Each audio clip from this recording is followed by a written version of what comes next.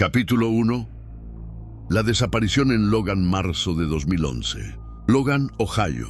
Una ciudad pequeña, rodeada de colinas tranquilas y de un ambiente en el que todos parecen conocerse. Esa calma cotidiana se rompió la noche del 22 de marzo, cuando una joven madre llamada Summer Inman, de tan solo 25 años, desapareció sin dejar rastro.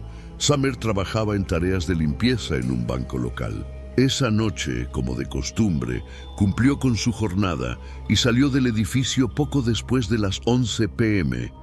Sin embargo, nunca llegó a casa. Su familia, al notar su ausencia, supo de inmediato que algo andaba mal. Summer no era una mujer que se desvaneciera de la rutina sin avisar. Las primeras horas fueron críticas. La policía recibió la denuncia de desaparición y empezó a reconstruir los últimos movimientos de Summer.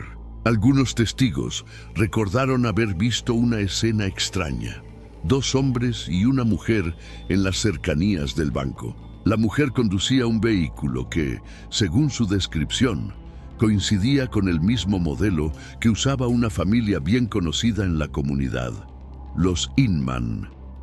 El hallazgo levantó sospechas inmediatas. Los Inman no eran desconocidos para Summer.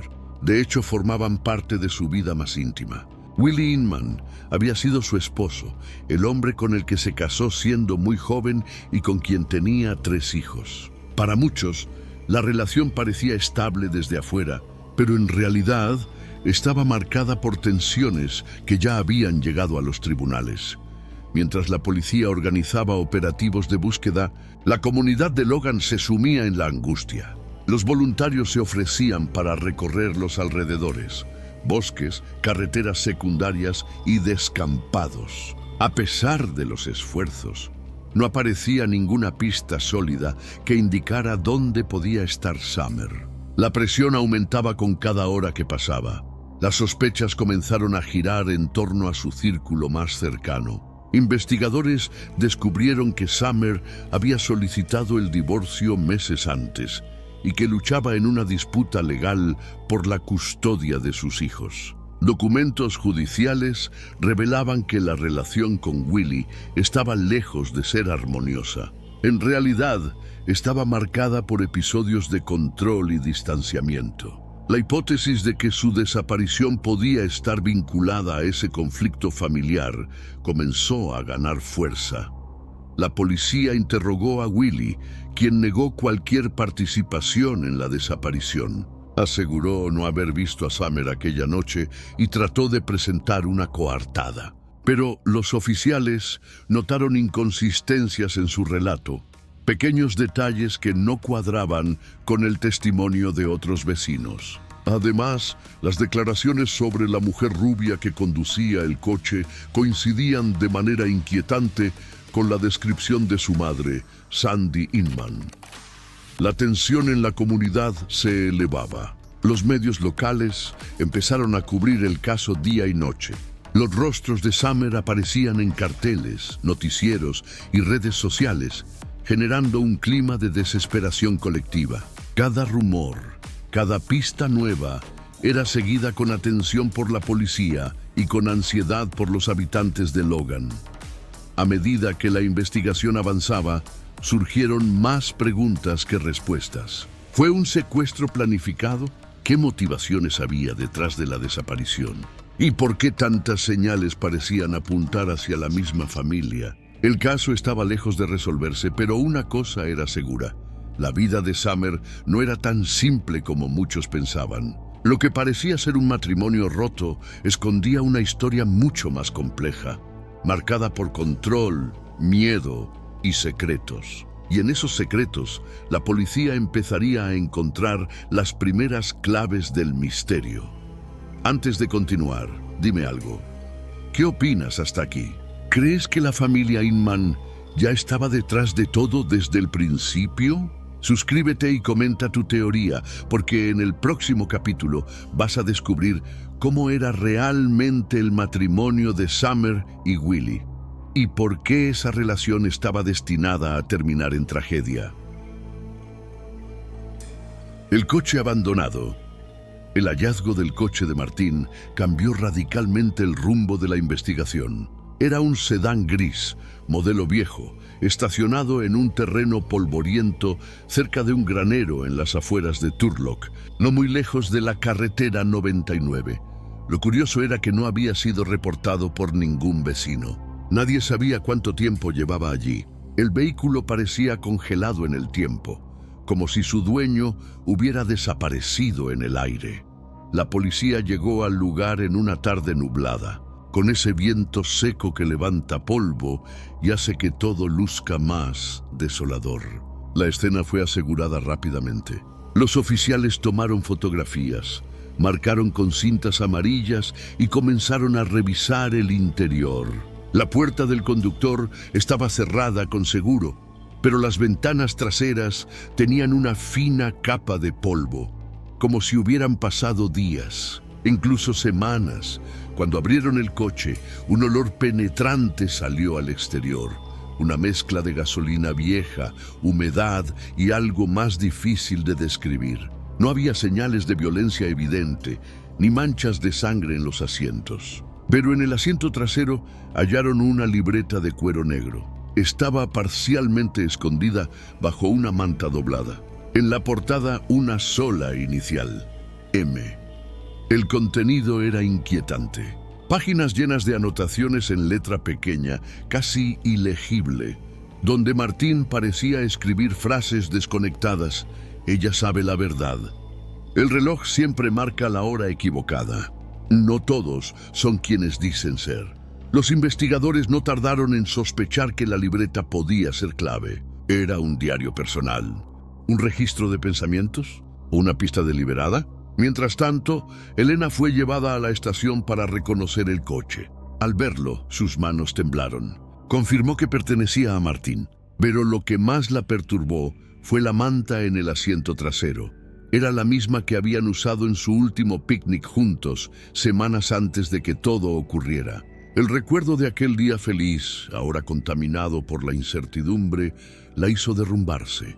La prensa local comenzó a presionar. Las primeras notas en los periódicos de Modesto hablaban de un enigma abierto, un hombre desaparecido y un coche abandonado en circunstancias sospechosas. Las especulaciones se multiplicaban. Fuga voluntaria, secuestro, venganza personal. Elena, aunque devastada, no se quedó de brazos cruzados. Empezó a revisar llamadas antiguas, mensajes guardados y pequeños detalles de los últimos días de Martín. Descubrió algo extraño, una llamada perdida en la madrugada, proveniente de un número desconocido apenas una semana antes de la desaparición. Nadie volvió a comunicarse desde ese teléfono.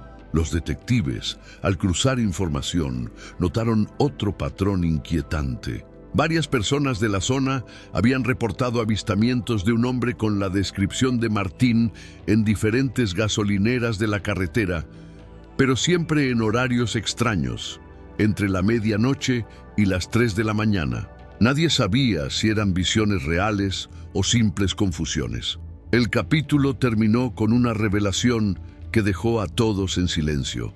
En el maletero del coche, envuelto en una bolsa de papel, había un manojo de llaves. No eran las llaves de la casa de Martín ni de su trabajo.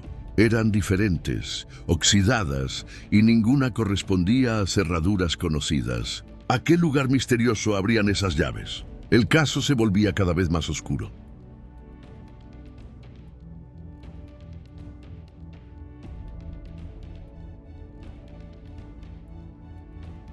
Las llaves del silencio, las llaves encontradas en el maletero del coche, se convirtieron en el centro de todas las especulaciones. Eran 5 en total, unidas por un aro metálico oxidado. Algunas pequeñas, otras más largas, con dientes irregulares como las de puertas antiguas. Ninguna coincidía con cerraduras modernas de casas en Modesto. El detective Ramírez, al sostenerlas con guantes de látex, no pudo evitar murmurar: «Estas no son de aquí». La prensa no tardó en bautizarlas como las llaves del silencio, y pronto se convirtieron en el símbolo del caso. Reporteros, curiosos y hasta teóricos conspirativos empezaron a difundir teorías, desde que abrían un sótano secreto hasta que pertenecían a algún motel abandonado en la carretera. Mientras tanto, Elena fue llamada nuevamente a la estación policial. Sentada frente a los investigadores, observó las llaves sobre la mesa. Su expresión cambió. Reconocía algo, pero dudaba en hablar. Tras unos segundos de silencio, murmuró: Martín solía llevar una llave parecida a esta. Decía que era de un lugar donde iba a pensar. Nunca me quiso decir dónde. Los detectives presionaron, pero no obtuvieron más detalles. Elena apenas recordaba que días antes de desaparecer, Martín había mencionado un sitio donde todo se entiende mejor. La frase, ambigua y enigmática, quedó registrada en el expediente.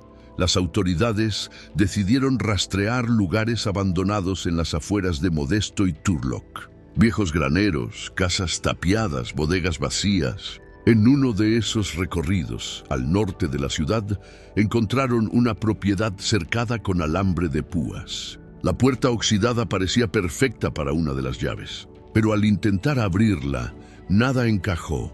La frustración aumentaba, pero algo mantenía viva la investigación. En el supermercado local, un cajero aseguró haber visto a Martín semanas antes. Lo describió nervioso, comprando únicamente café instantáneo y papel. Según el testigo, Martín pagó en efectivo y salió rápidamente, mirando hacia atrás como si alguien lo siguiera. La libreta encontrada en el coche tomó un nuevo valor. Un grafólogo contratado por la policía analizó las anotaciones y concluyó que, aunque parecían incoherentes, seguían un patrón repetitivo. Una frase se repetía en distintas páginas, escrita con diferente intensidad. El mapa no está en el papel, está en la memoria. Este detalle encendió una alarma. ¿Podría Martín haber escondido información crucial en algún lugar, confiando solo en su memoria y en esas llaves? Elena, cada vez más involucrada, comenzó a investigar por su cuenta. Revisó fotos viejas, recuerdos de viajes, conversaciones olvidadas. Y en una caja de cartón con recuerdos de pareja encontró algo peculiar. Una foto de Martín frente a un cementerio en las afueras de Modesto. No era un lugar que visitaran juntos. La imagen no tenía fecha, pero al fondo se veía un muro desgastado, con una cerradura metálica muy similar al diseño de una de las llaves. El hallazgo fue entregado a la policía. Los detectives, intrigados, decidieron inspeccionar el cementerio. Una atmósfera sombría los recibió. Lápidas antiguas, cielo encapotado y un viento que parecía traer susurros del pasado. Cerca del muro señalado en la fotografía, encontraron una pequeña puerta oxidada, casi oculta por la hiedra. El corazón de Elena latía con fuerza. Aquella puerta había estado frente a ellos todo el tiempo, invisible para cualquiera que no supiera dónde mirar. Uno de los oficiales introdujo la llave más larga. El chirrido metálico resonó como un grito en medio del silencio. La cerradura cedió lentamente. La puerta se abrió con un crujido que heló la sangre de todos los presentes. El interior revelaba una escalera de piedra descendiendo hacia la oscuridad. Ninguno de los investigadores había anticipado lo que encontrarían allí abajo. El caso de Martín acababa de adquirir una dimensión mucho más aterradora. El sótano escondido. La escalera descendía varios metros bajo tierra, húmeda y resbaladiza, como si nunca hubiese sido tocada en años. El detective Ramírez iba al frente con una linterna, seguido por dos oficiales y a distancia prudente Elena, que insistió en acompañarles. El aire se volvía más frío con cada paso, cargado de un olor metálico y penetrante. Al llegar al final, se encontraron con un cuarto subterráneo estrecho, de paredes de piedra. No había electricidad, pero las linternas revelaban objetos dispersos. Una mesa vieja, una silla rota y en la esquina, lo más perturbador, un conjunto de cuadernos apilados, protegidos dentro de una caja de metal oxidada. Los investigadores los abrieron con cuidado. Las páginas estaban llenas de símbolos, frases inconexas y nombres escritos repetidamente. Elena, verdad, traición, tiempo. Cada palabra parecía un grito desesperado plasmado en tinta. Ramírez comentó en voz baja: «Esto no es solo un escondite». Martín planeaba algo aquí. Entre las páginas apareció un mapa rudimentario, dibujado a mano, con líneas que señalaban caminos rurales cerca de Modesto. Al centro, un círculo con la palabra fin. El hallazgo desató aún más especulaciones. ¿Era un plan de venganza? ¿Un registro de obsesiones? ¿O las señales de un hombre al borde de la locura? Pero lo más inquietante estaba por venir. Al revisar el cuarto con más detalle, uno de los oficiales encontró, clavadas en la pared, varias fotografías en blanco y negro. Eran retratos de Elena, capturados desde la distancia en distintos momentos, saliendo de su casa, caminando por la calle, en una cafetería. Todas tomadas sin que ella lo supiera. Elena retrocedió horrorizada. Las lágrimas comenzaron a brotar de sus ojos mientras murmuraba: «Él me vigilaba todo el tiempo». Ramírez la tomó por el brazo, firme pero con empatía. «Señora, necesitamos que sea fuerte. Esto es solo el principio». La noticia del sótano secreto corrió como pólvora. Los medios lo presentaron como el santuario oculto de Martín. La comunidad, aterrada, empezó a verlo no como un desaparecido, sino como un hombre peligroso, capaz de cualquier cosa. Mientras tanto, el análisis forense reveló algo más. En una de las mesas había restos de ceniza y cera. Alguien había encendido velas allí recientemente. Eso significaba que el lugar no estaba abandonado del todo. La hipótesis de que Martín aún estuviera vivo cobró fuerza. Había estado escondido en ese sótano, observando desde las sombras, esperando el momento adecuado para ejecutar su venganza. Elena, sin embargo, se encontraba dividida entre el miedo y la culpa. Recordaba fragmentos de su relación, las discusiones, las sospechas de infidelidad, los silencios prolongados. Había secretos que nunca confesó a la policía, como aquel romance breve que creyó olvidado. Y ahora, el eco de esos errores parecía cobrar vida en la oscuridad. Los detectives decidieron seguir el mapa encontrado en los cuadernos. Era la única pista clara. Una línea los guiaba hacia las afueras de la ciudad, donde los campos secos se extendían bajo un cielo gris. El círculo marcado como fin estaba junto a un molino abandonado a unos kilómetros del cementerio. Antes de dirigirse allí, Ramírez reunió a su equipo. Este hombre no dejó nada al azar. Si seguimos su mapa, es porque él quería que lo siguiéramos. Prepárense para lo peor. El camino hacia el molino fue tenso. Elena permanecía en silencio en el asiento trasero del coche patrulla, con las llaves en sus manos. Apretaba una de ellas con tanta fuerza que sus nudillos se tornaron blancos. Al llegar, encontraron el molino como una sombra del pasado. Vigas oxidadas, ventanas rotas y un silencio sepulcral. Las aves huyeron al verlos acercarse. La puerta principal estaba cerrada con un candado. Una de las llaves encajó perfectamente. La puerta se abrió con un estruendo que retumbó en el campo. Dentro, solo oscuridad. Las linternas recorrieron el espacio, revelando polvo, maderas carcomidas y algo que heló la sangre de todos. Una silla en el centro del lugar, con cuerdas atadas, como si alguien hubiera estado prisionero allí. En la pared, escrito con carbón, un mensaje en mayúsculas: «Esto apenas empieza». El caso ya no era un misterio de desaparición. Era el hallazgo macabro, en el molino, y Martín había dejado a todos siempre con un nudo en el estómago. El mensaje escrito con carbón en la pared, «Esto apenas empieza», no era solo una advertencia, era una declaración de guerra psicológica. Martín no estaba muerto, ni desaparecido sin rumbo. Estaba en control, guiando cada paso de la investigación como piezas en un tablero de ajedrez. El detective Ramírez lo entendió mejor que nadie. En la sala de mando improvisada en la estación de policía, colocó todas las evidencias sobre una pizarra. Las fotos de Elena vigilada, Los cuadernos con símbolos, el mapa, el sótano oculto y ahora el molino con la silla. Todo encajaba en un patrón, aunque todavía incompleto. «Martín nos está arrastrando hacia algo», dijo Ramírez con tono grave. «Esto no es casualidad. Está construyendo un relato paso a paso». Mientras tanto, los medios explotaban la historia. Los noticieros hablaban de un hombre fantasma que había esperado años en las sombras, alimentando un plan de venganza contra su esposa. En California, en México y hasta en foros en línea de Estados Unidos, la gente debatía: ¿era Martín un monstruo obsesionado o un hombre quebrado por la traición? Elena se convirtió en el centro de atención.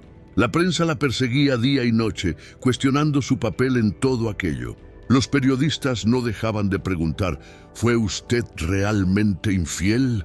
¿Cree que Martín la castigará? Ella, agotada, respondía siempre con evasivas, pero dentro de sí sentía el peso insoportable de la verdad. Sabía que su romance clandestino había existido, aunque fugaz, y temía que ese fuera el motor que alimentaba la furia de Martín. La policía decidió seguir otra pista de los cuadernos. En varias páginas aparecía repetida la palabra tiempo.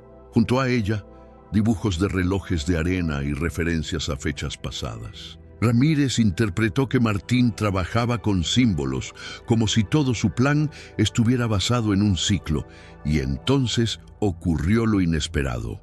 Una llamada anónima llegó a la comisaría. La voz de un hombre distorsionada, apenas audible, dijo: «El final se acerca, ella debe pagar. Nos vemos en el cementerio». Medianoche. La llamada fue rastreada, pero provenía de una cabina pública en las afueras de Modesto. Era imposible identificar al autor. Sin embargo, para Ramírez no había dudas. Era Martín. Elena entró en pánico. «No puedo ir ahí», repetía una y otra vez. Pero el detective fue firme. «Este es el momento. Si quiere respuestas, tenemos que enfrentar esto». La noche del encuentro llegó. El cementerio estaba cubierto por una niebla espesa, como si la naturaleza misma quisiera ocultar lo que estaba por suceder.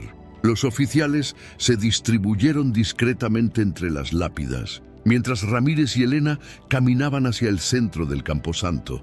El silencio era tan profundo que cada crujido de las hojas secas bajo los pies parecía un trueno. De repente, un sonido metálico resonó, el repiqueteo de una cadena arrastrándose. Las linternas apuntaron en todas direcciones, pero no había nadie a la vista. Entonces, Elena lo vio.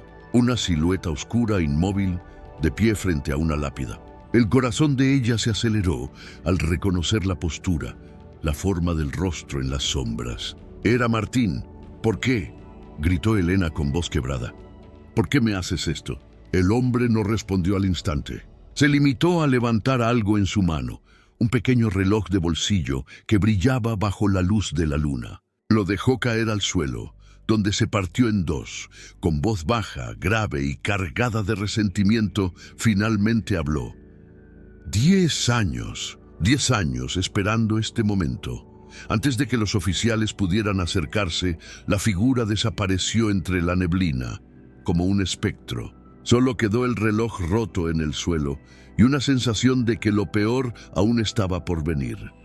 Ramírez recogió el objeto con guantes. En la tapa trasera estaba grabada una fecha, 15 de marzo.